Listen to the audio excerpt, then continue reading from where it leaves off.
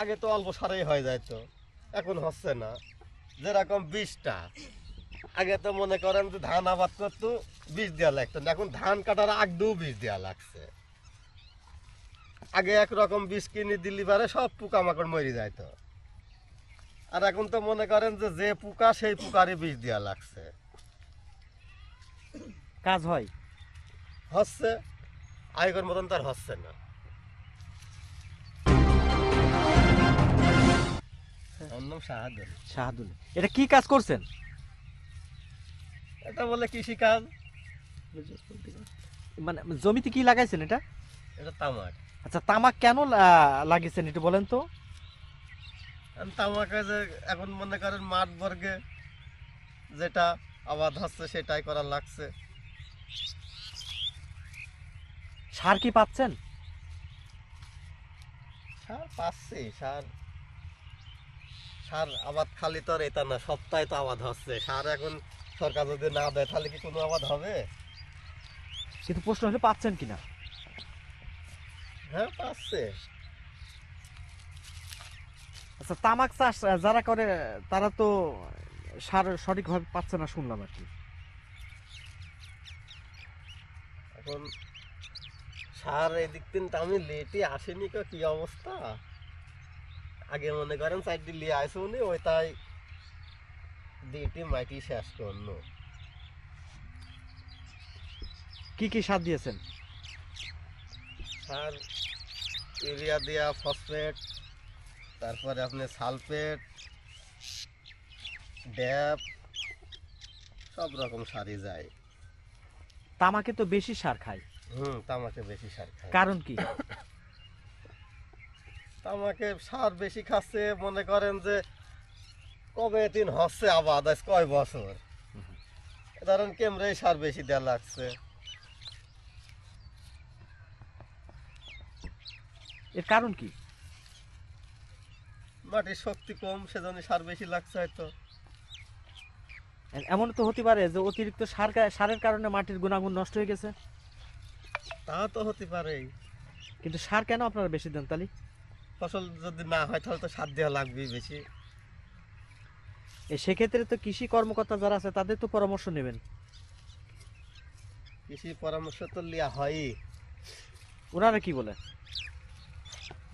ওরা যেরকম লাগবে সেরকম, এখন ওরা মনে করেন বুঝলো যে জমির 10 কেজি সার দিতে হবে, তাহলে আমার তো 10 কেজি হচ্ছে না। ওরা তো সঠিক কথা বলছে।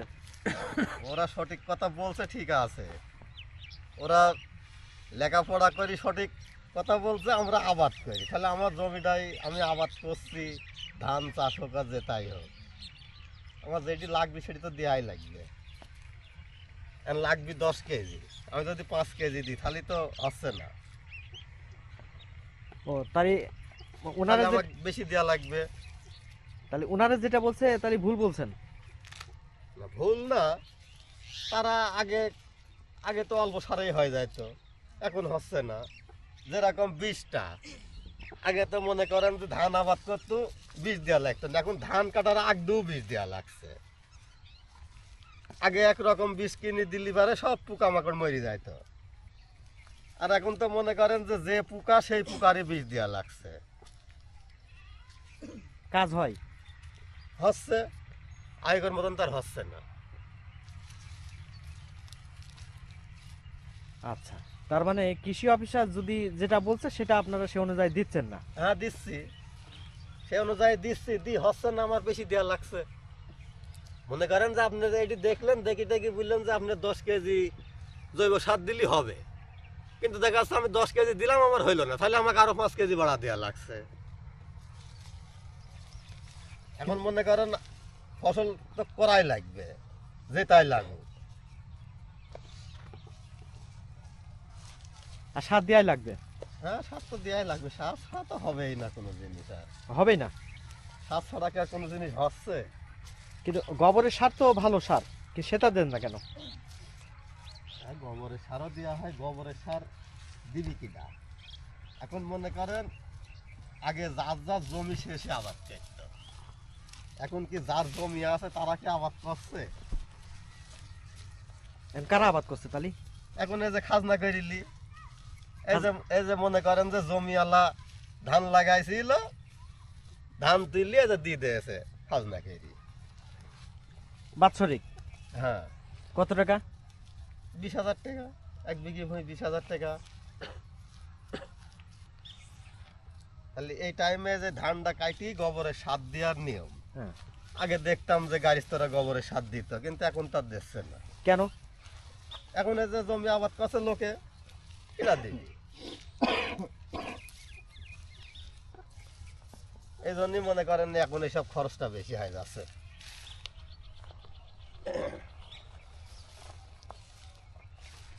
তাহলে জমিতে মাটির ভালো হচ্ছে কি মন্দ হচ্ছে সেই হিসাব তখন নেই। না, তার মানে আপনার জমি থেকে ভালো ফসল আসতে হবে, হ্যাঁ, ভালো ফসল আসতে হবে। সার যতটুকুই লাগুক হ্যাঁ, এটা হিসাব নেই। এটি তো এখন মনে করেন এই জমিটা আমি খাজনা করে নিয়েছি 20,000 টাকা। তাহলে 20,000 টাকার যে আমি খাজনা করে নিয়েছি, এখন এই জমির কিন্তু মনে করেন 20,000 টাকা তুলতে হবে, আরো যে খরচ করি সে খরচ তুলতে হবে।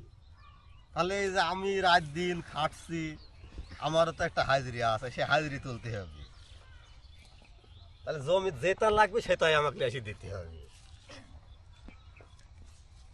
দিন শেষে কি তাদের লাভ হচ্ছে না লস? হয়, লাভ হয়।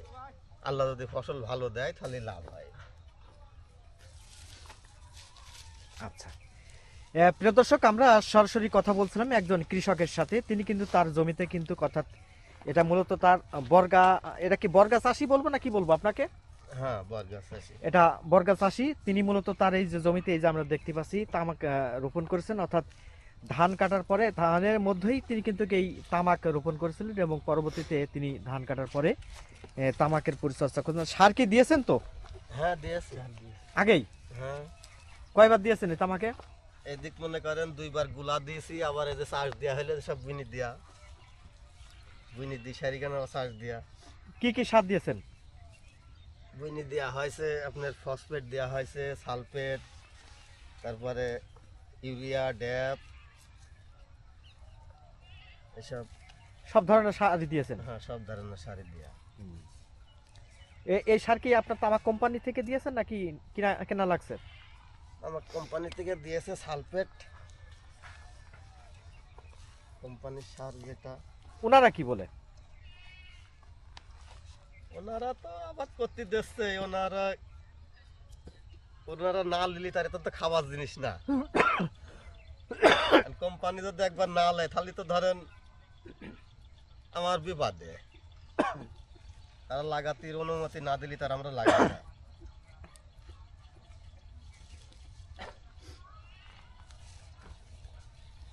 ও, অনুমতি দিয়েছে?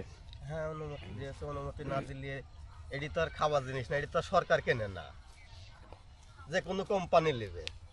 তাহলে কোম্পানি যদি অনুমতি না দেয় তাহলে তো মনে করেন যে তামুক আবাদ করে আমরা কি করবো? আমরা বেচবো করতে।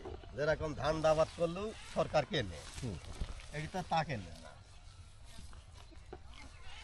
কোম্পানি? হ্যাঁ, এটি আছে কোম্পানি।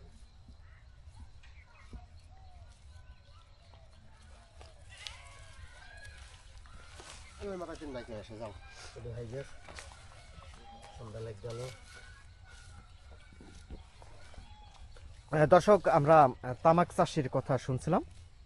আমরা তার জমি থেকে তিনি যে কর্ষণ করছেন, অর্থাৎ জমি তামাকের যে পরিচর্যা, সেই পরিচর্যা থেকে তার সরাসরি কথাগুলো আপনাদের সামনে তুলে ধরার জন্য চেষ্টা করলাম।